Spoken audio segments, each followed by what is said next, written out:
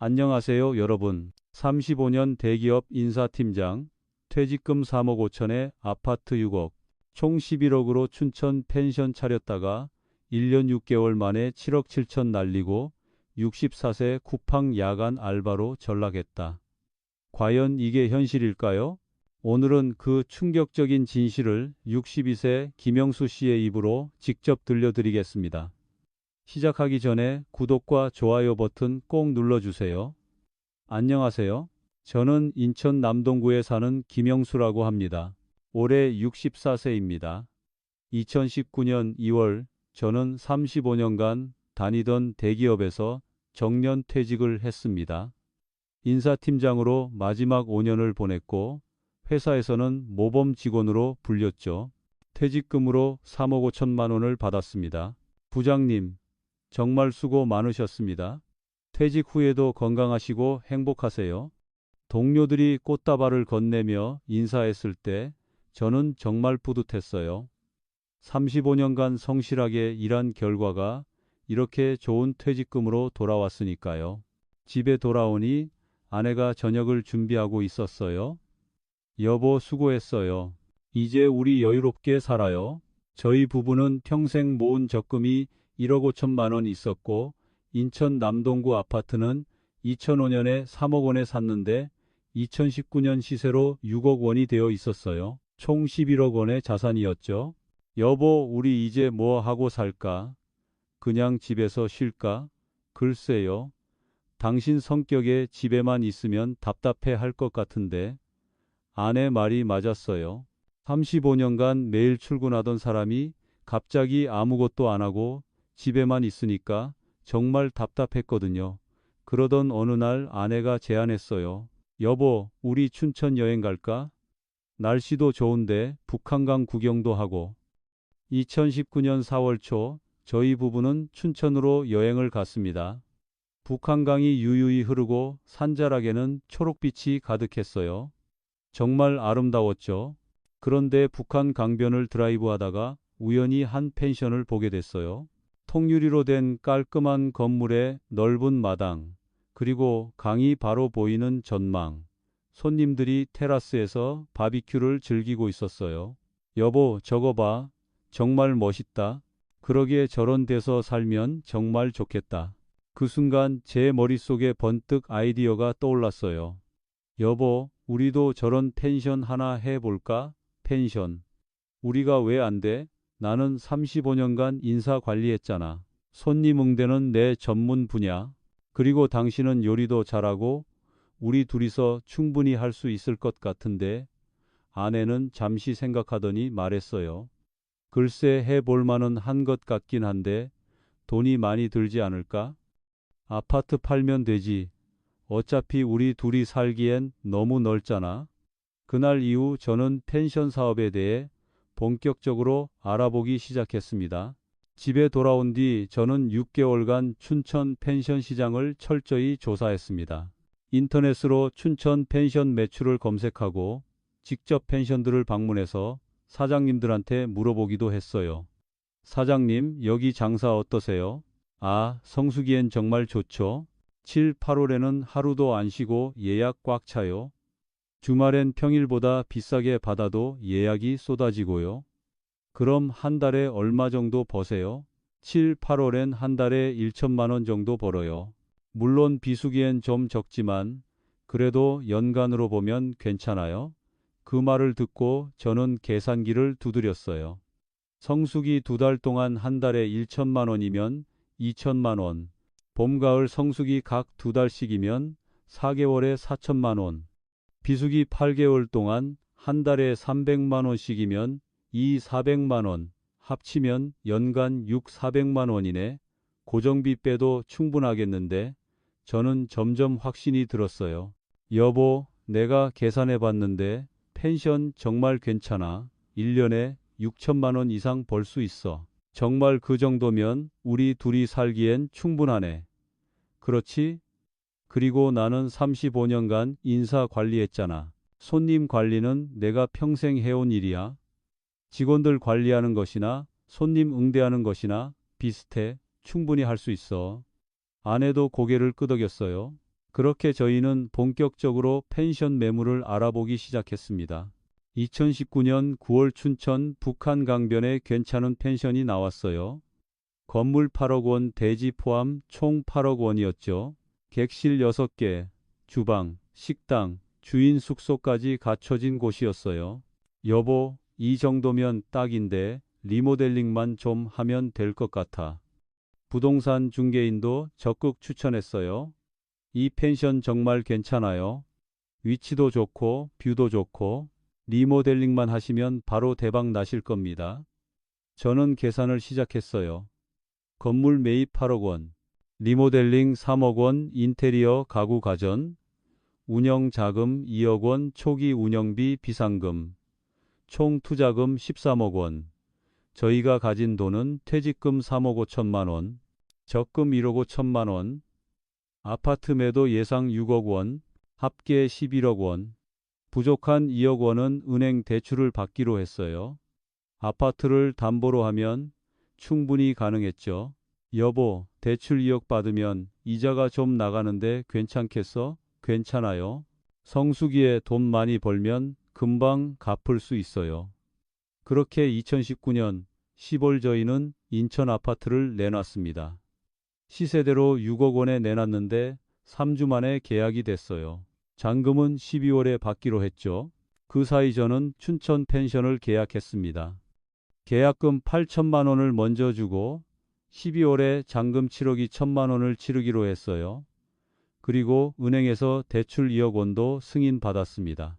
금리는 연 4%, 월 이자가 약 67만 원 나왔어요. 여보, 이제 정말 시작이네. 떨린다.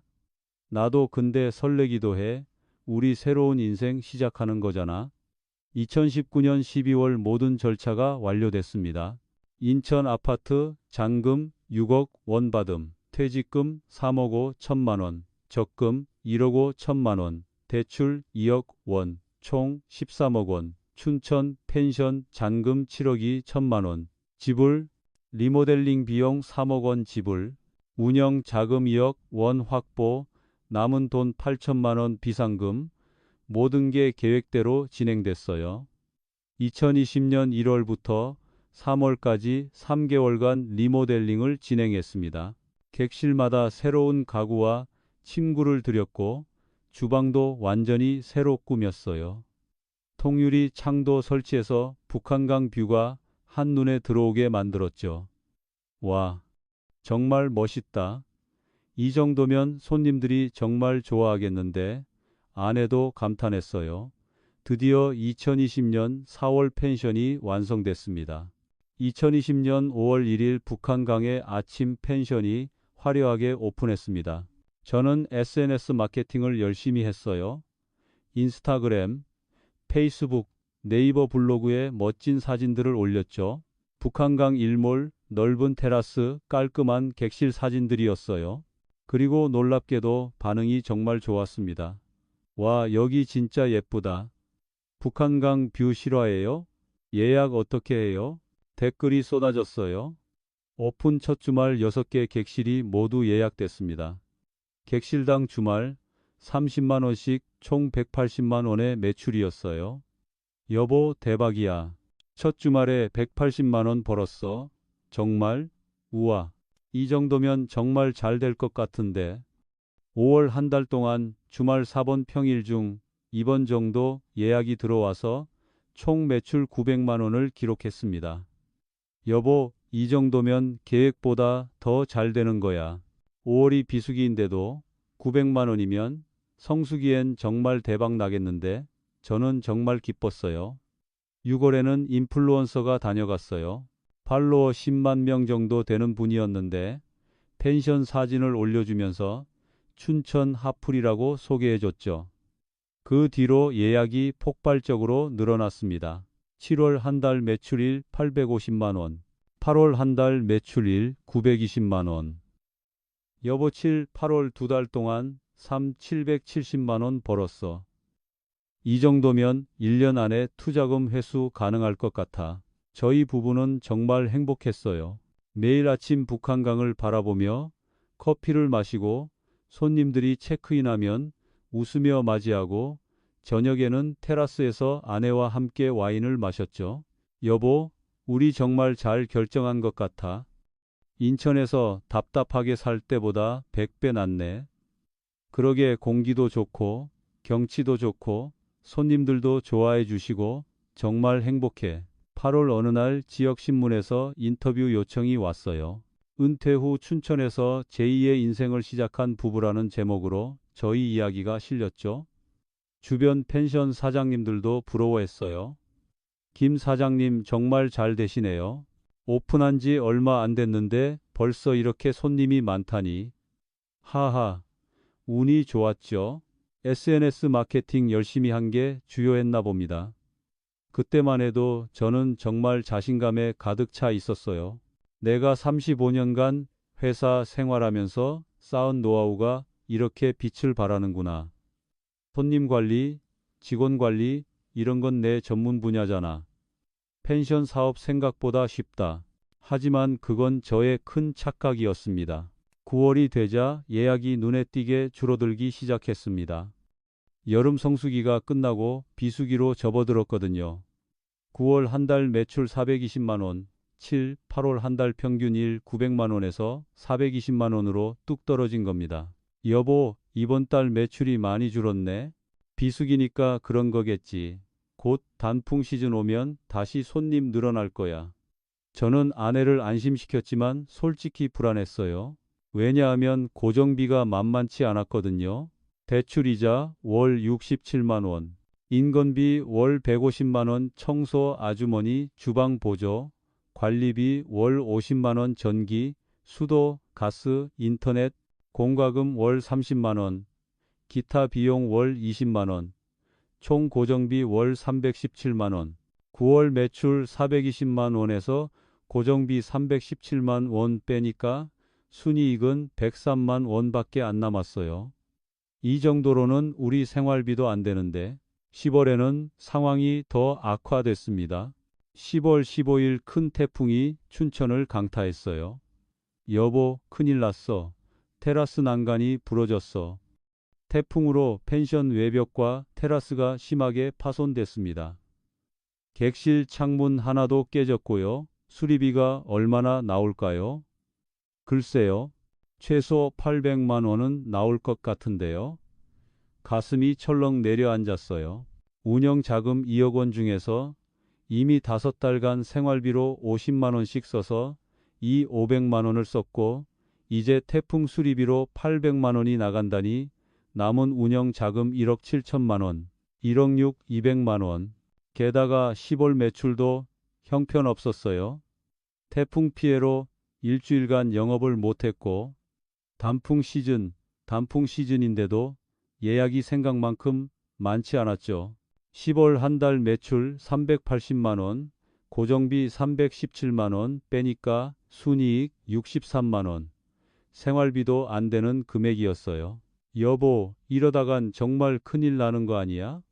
괜찮아요. 겨울에 스키 시즌 오면 다시 손님 많이 올 거예요. 조금만 버텨요. 저는 아내를 안심시켰지만 내심 정말 불안했어요. 11월, 12월도 마찬가지였습니다. 11월 매출 350만 원, 12월 매출 410만 원. 고정비 빼면 순이익이 거의 없었고 생활비는 계속 운영 자금에서 빼야 했어요. 그렇게 2020년이 지나갔습니다.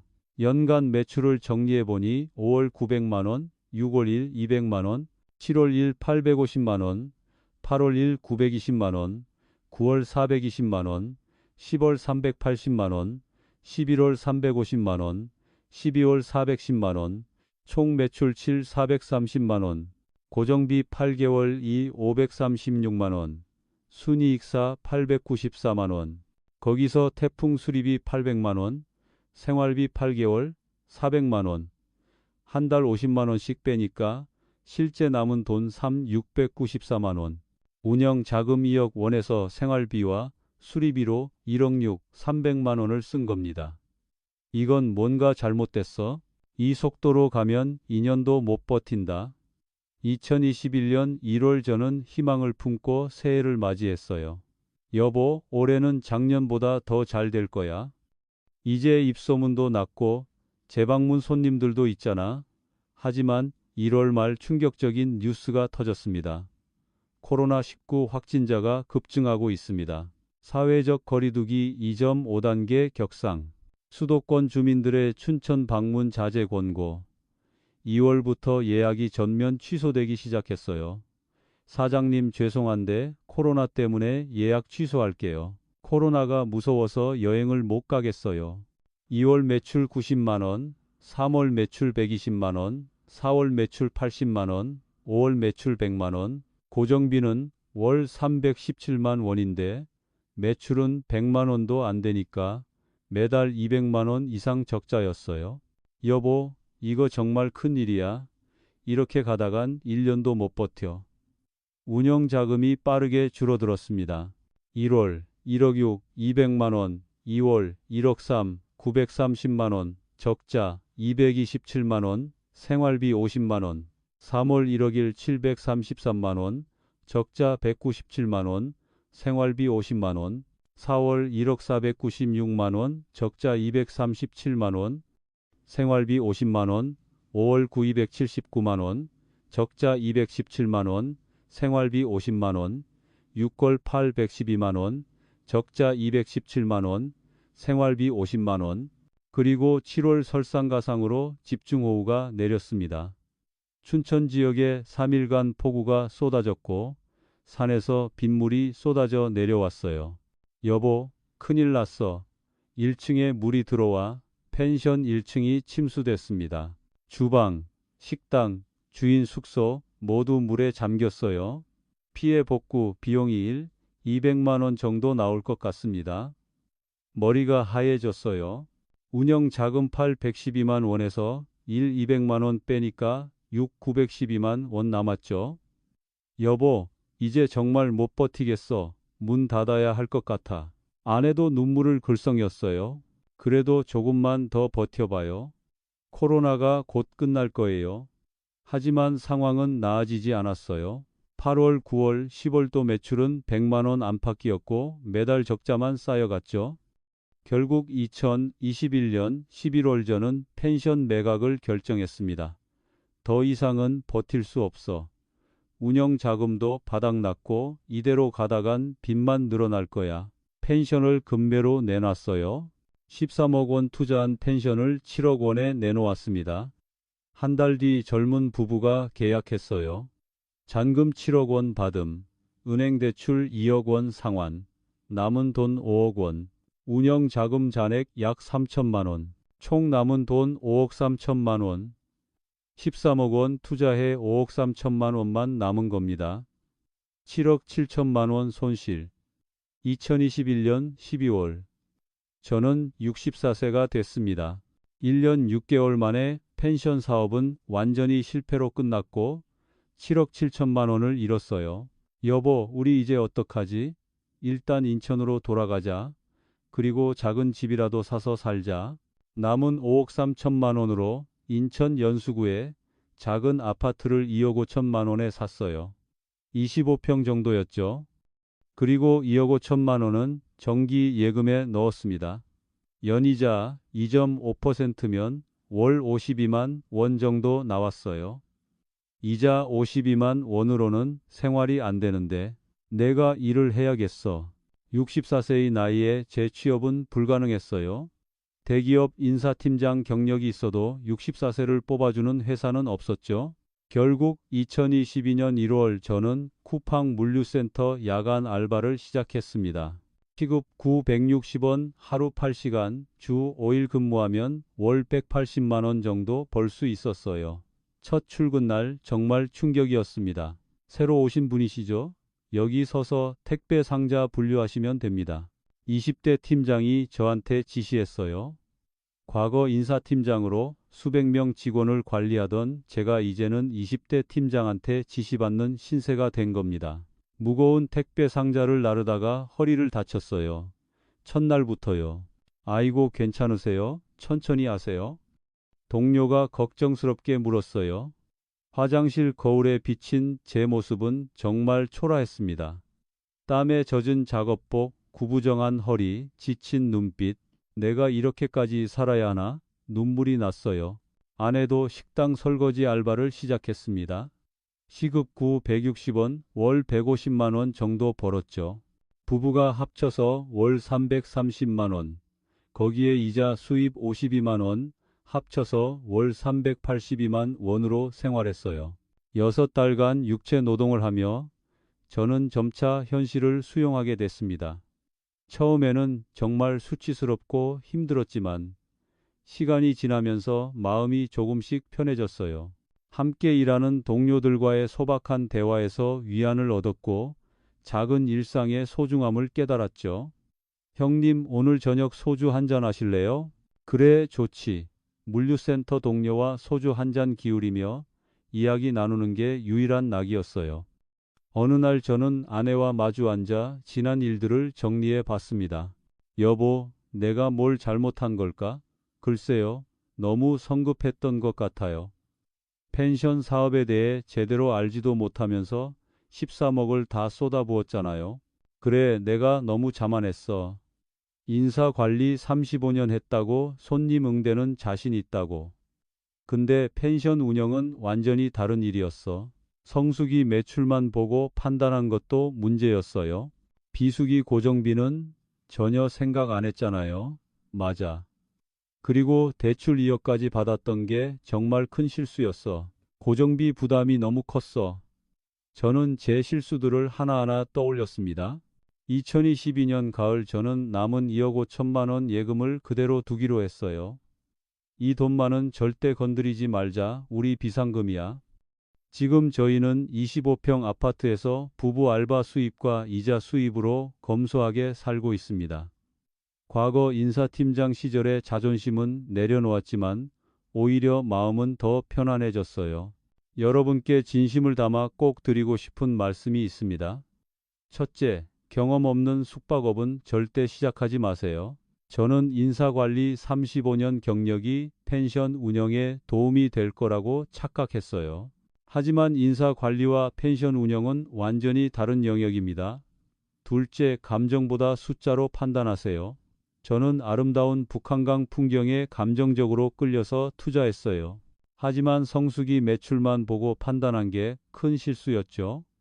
비수기 고정비 돌발 변수를 전혀 고려하지 않았습니다. 셋째, 대출은 최소화하세요.